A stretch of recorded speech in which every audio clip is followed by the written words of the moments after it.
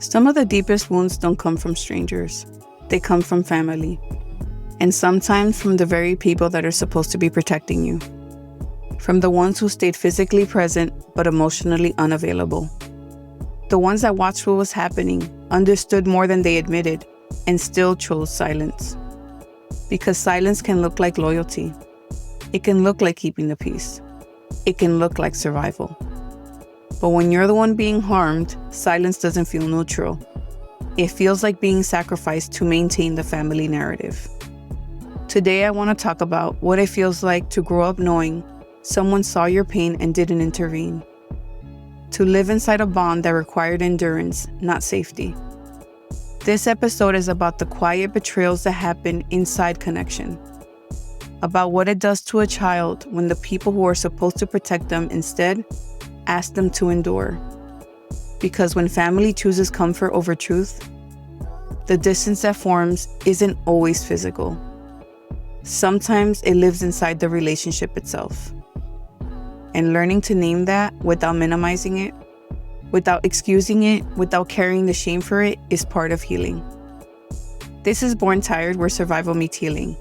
A podcast for those of us who grew up in survival mode but are ready to heal and speak our truth. I'm Irene, a cycle breaker learning what peace feels like after years of survival. Every episode is an invitation to rest inside your truth, to feel seen, and to remember you are never alone. This is what it sounds like when silence finally breaks. Before we begin, I want to share a gentle reminder. This episode includes stories and reflections about domestic violence, childhood trauma, and abuse. Please listen in a way that feels safe for you. If at any point you need to pause or step away, honor that. Your well-being matters more than finishing the episode. If you or someone you know is in danger or needs support, you can reach out to the National Domestic Violence Hotline at 1-800-799-7233 or visit thehotline.org for free. Confidential help is available 24 hours a day. And if you're listening from outside the U.S., you can find international hotlines and local resources at findahelpline.com.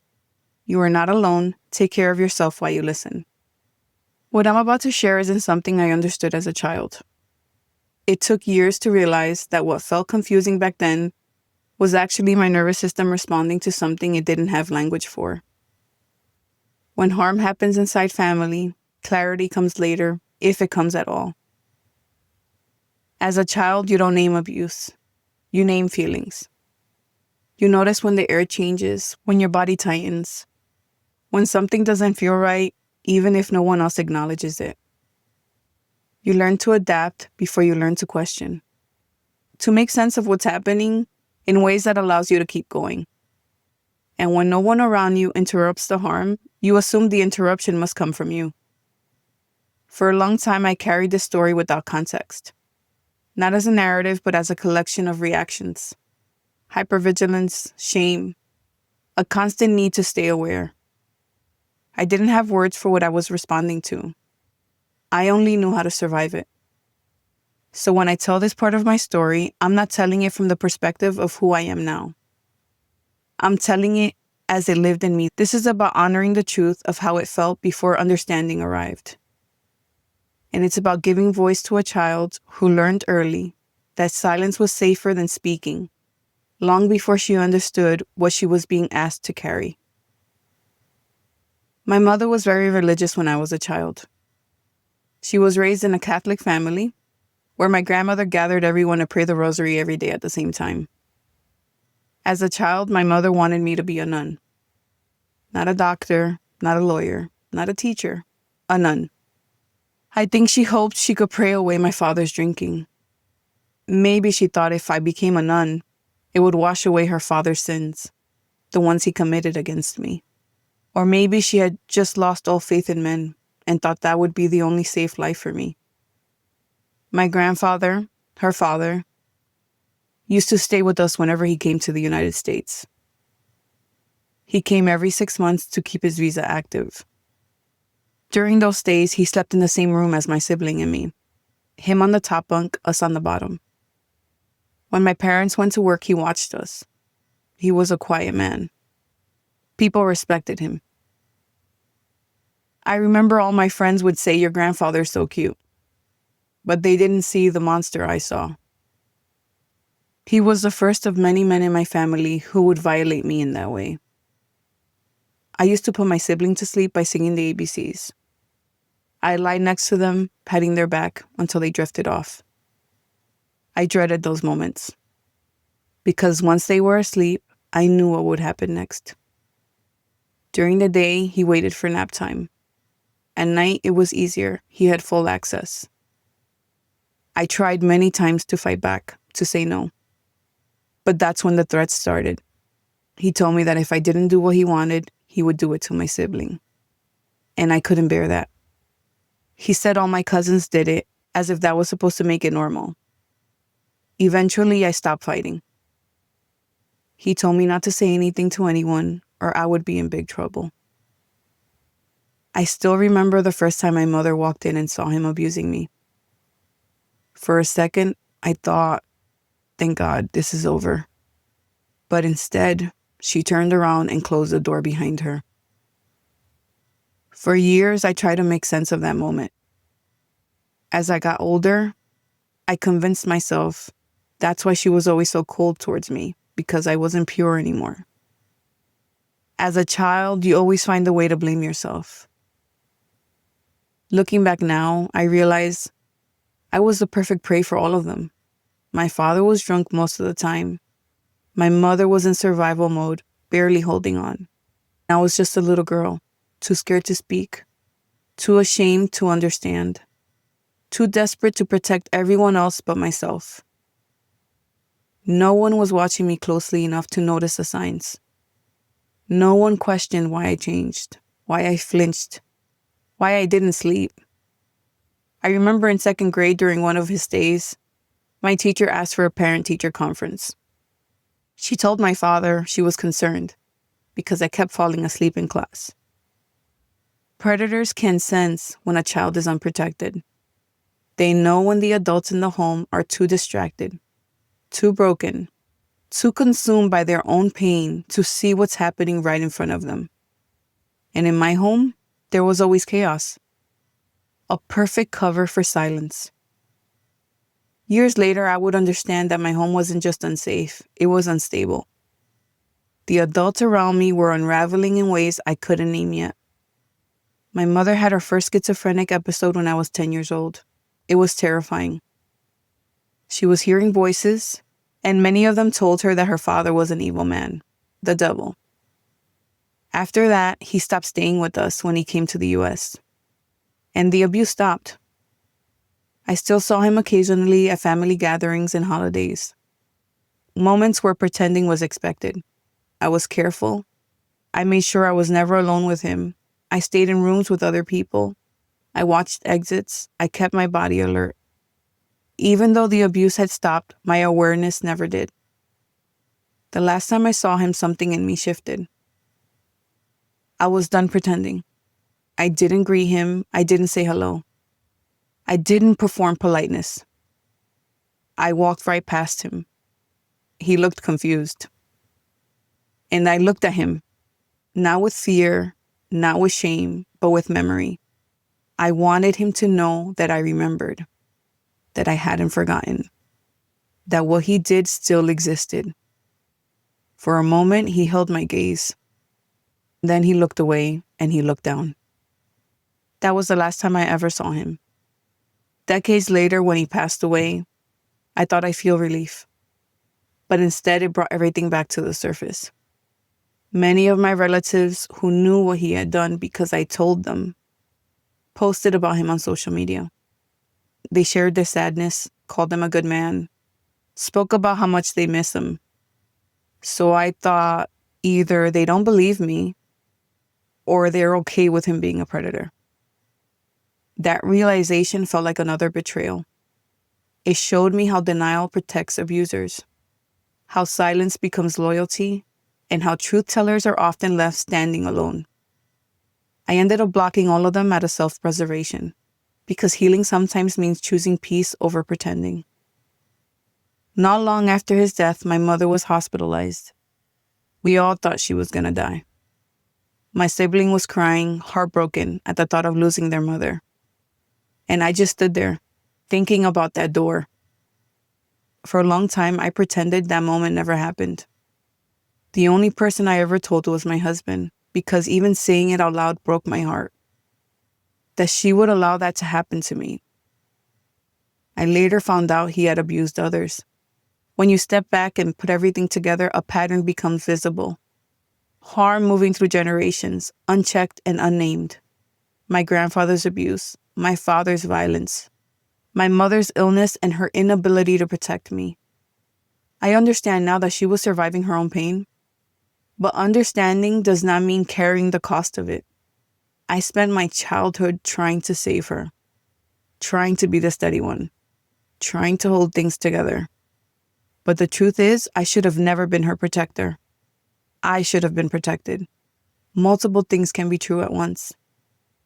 Sometimes I think about that little girl, how she carried secrets that weren't hers, how she sang lullabies to keep her siblings safe, how she mistook silence for protection and survival for love.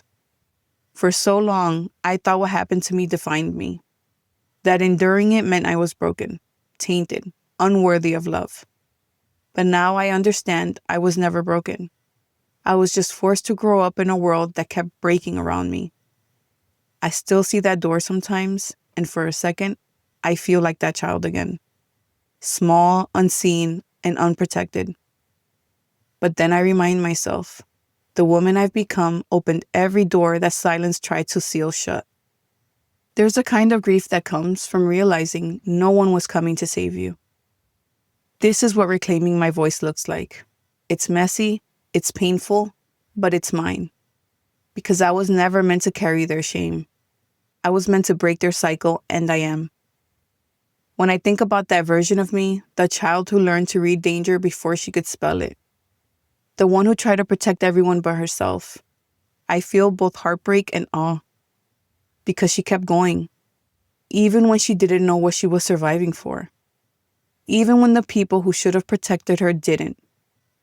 I used to think silence was strength, that being quiet made me brave, that surviving without asking for help meant I was healing. But silence doesn't heal you, it hides you. And for years, I lived in hiding. From my memories, from my body, from myself. Even after the abuse stopped, my body didn't know it was over. Survival doesn't shut off just because danger leaves the room. It becomes the way you move through the world without even realizing you're doing it. I learned to read rooms before I learned to relax in them. I learned to track tone, posture, silence, to sense when something was about to shift before anyone said a word. My nervous system stayed on high alert because that's what kept me safe once. I learned how to disappear inside my own body, how to stay quiet without being asked, how to make myself small without anyone telling me to. And for a long time, I mistook that for maturity, for strength, for being easy. People praised me for being calm, for being low maintenance, not needing much. But what they were really praising was how well I learned to survive without taking up space. I didn't know how to ask for help because needing something once felt dangerous. I didn't know how to rest because stillness used to mean vulnerability. I learned to anticipate other people's needs before they ever voiced them, to manage emotions that weren't mine, to become whatever kept the environment stable. And no one told me this wasn't intuition, it was conditioning. The hyper-awareness wasn't a gift. It was the cost of growing up without safety. I carried that into adulthood, into relationships, into motherhood, into how I loved, into how I disappeared when things felt overwhelming. I thought love meant endurance. I thought closeness meant self-sacrifice. I thought being needed was the same as being valued. Because when you're taught early that your role is to absorb harm quietly, you don't immediately recognize environments that ask you to keep doing that. Healing didn't arrive all at once. It arrived in moments. When my body reacted before my mind could explain why. When I felt unsafe without clear reason. When my chest tightened even though nothing was happening. And slowly, I started listening instead of overriding it. I started realizing my body had been telling the truth long before I had language for it. That it wasn't broken. It was remembering what it took to survive, remembering what it cost. And that's when healing shifted. Not because the past disappeared, but because I stopped asking my body to pretend it never happened. I stopped shaming myself for the ways I adapted. Stopped calling myself guarded, distant, and difficult. I began calling it what it was. A child doing the best she could in an environment that required too much of her. That realization softened me. Because once you understand how survival shaped you, you start choosing something else. You can learn how to rest without waiting for permission. How to say no without explaining your entire history. How to stay present without scanning for danger. That's when living begins. There's a part of me that still grieves my mother. Not just the mother I lost to illness, but the one I never truly had. The one who might have stopped him. The one who might have seen me. And I've learned that grief like that never really ends. It just softens when you stop trying to make it make sense. I searched for reasons that would justify her choices. But there is no reason that could undo that kind of pain. So I stopped asking why, and I started asking what now. What do I do with this story? How do I carry it without it carrying me? And for me, the answer was truth. Speaking it, owning it, letting it breathe. Every time I tell this story, the little girl inside me stands a little taller. Because she knows now that door that once trapped her isn't locked anymore. There's a kind of power that comes when you realize you don't need permission to heal. When you stop waiting for someone else to open the door and you do it yourself. I come from a lineage of women who endured, who prayed through their pain, who loved through their fear, who mistook silence for peace. But endurance is not the same as freedom, and I refuse to pass that version of survival down. My healing will sound different. It will look like boundaries, like rest, like softness that doesn't have to be earned. I spent years believing I had to be unbreakable. Now I know strength doesn't mean staying untouched by pain. It means finally letting yourself feel it. Because that's where transformation happens. Not in holding it all together, but in breaking open. So when I think of that little girl now, the one behind the closed door, I tell her, you can come out now. You're safe. You were always worthy of love, even when no one gave it to you. And every time I say those words, something inside me settles. Like the part of me that was waiting finally gets to rest. This is what breaking the cycle looks like. Because I was never the sin that needed cleansing. I was the truth that needed to be seen. And now I see her fully. As the child who stayed silent to survive, and as the woman who speaks now so she can live. If this episode resonated with you, please share it with someone who might need it. And take a moment to leave a review wherever you listen. Your review helps more people find the podcast and reminds others they're not alone. Don't forget to subscribe or follow the show so you never miss an episode. You can also join me on Substack, where I share weekly reflections and gentle reminders to help you feel less alone on your healing journey. You'll find the link in the show notes. If you'd like to connect beyond the podcast, you can find me on Instagram and TikTok at Born Tired Podcast. I'd love to hear what resonated with you. And if you'd like to support the podcast, there's a link there to buy me a coffee. Thank you for being here, for listening with an open heart. Most of all, remember this: your story matters, your voice matters, and you are not alone.